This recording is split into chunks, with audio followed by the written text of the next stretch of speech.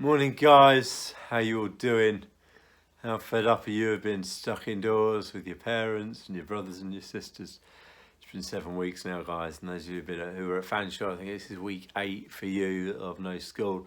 If you're anything like Nat though, you've got silly amounts of work coming in. Nat's doing 8 hours schoolwork a day to try and keep on top. It's a bit crazy, and no doubt you're all going a bit stir crazy.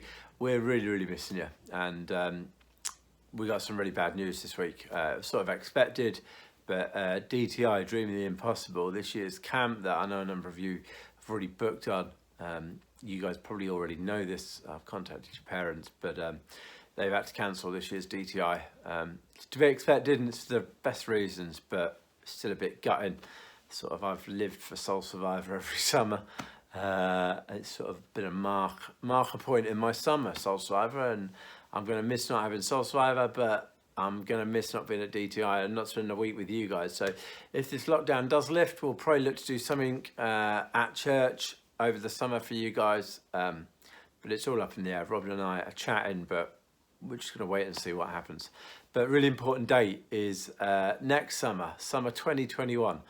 31st of July to the 5th of August is DTI, and we're going to be going. So that's 2021. So go and see your folks now and say to them, can they sort of put in the diary 31st of July to the 5th of August, and see if you can work around your family holidays around that date. You can come along to DTI with us in 2021. I had Zeke, who is one of the geezers who heads up DTI. He gave me a call last week, and we had about a 20-30 minute chat with him. Really great bloke, and he's just really sorry that it's not on this year, but their plans for next year are sorted. It's going to be brilliant. Really looking forward to that, so get that in your diaries.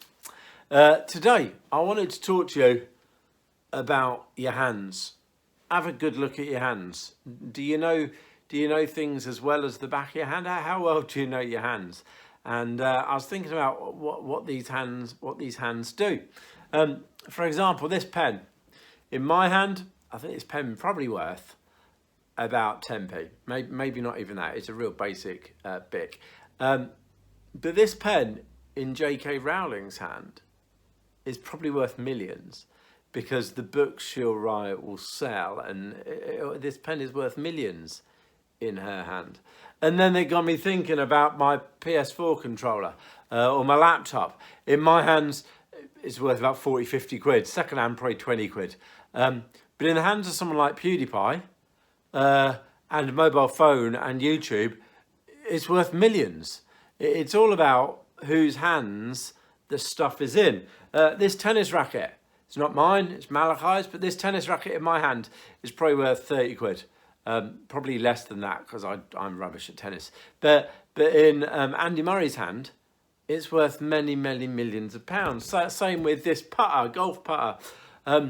In my hand, it's probably worth 15 quid. But in the hands of Tiger Woods, it's worth millions. It's all about whose hands it's in.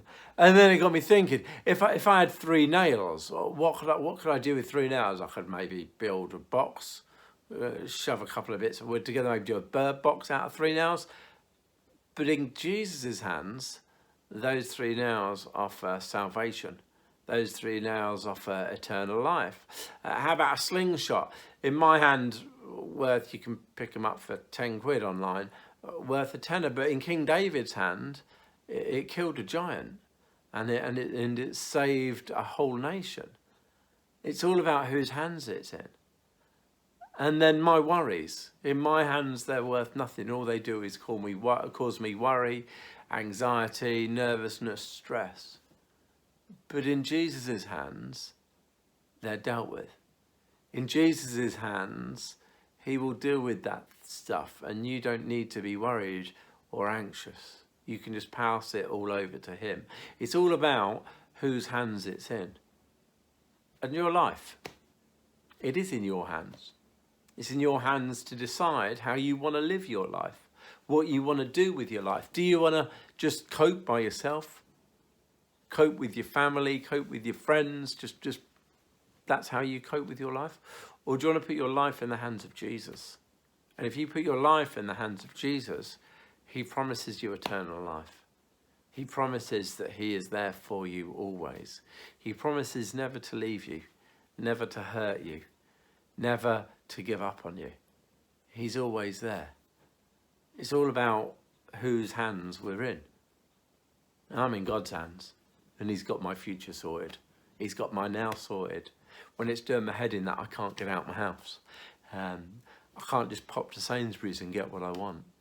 When I'm worried about the future, when I'm worried about you guys, when I'm worried about what's going to be happening at church this summer, when I'm worried about members of our fellowship who are ill or are stuck indoors, I can put all them into Jesus' hands, knowing and trusting that he's got it solved and he's in control. So this next week or two, I'd like you just to think about whose hands you're in. And when you pick up your PlayStation remote, remember, it's not worth much, but in someone else's hands, it's worth a lot. You might think your life's not worth much, but Jesus says you are more important than anything else to him. You are so precious and so expensive and so loved for and so cared for that he was willing to die for you. In his hands, you are perfect.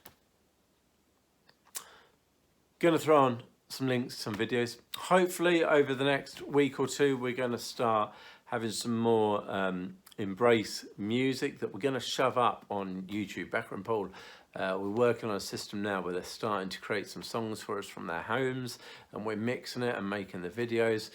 So hopefully over the next week or two, we'll have stuff like that. I'll definitely be back for an Embrace talk in 2 weeks, possibly with Robin. She might be doing a bit of it, not too sure yet. I might be back next week. It just depends what God gives me to shove out. So I hope you're all well. Keep safe. And if you want to drop me a message, andrew@johnfieldbaptist.co.uk.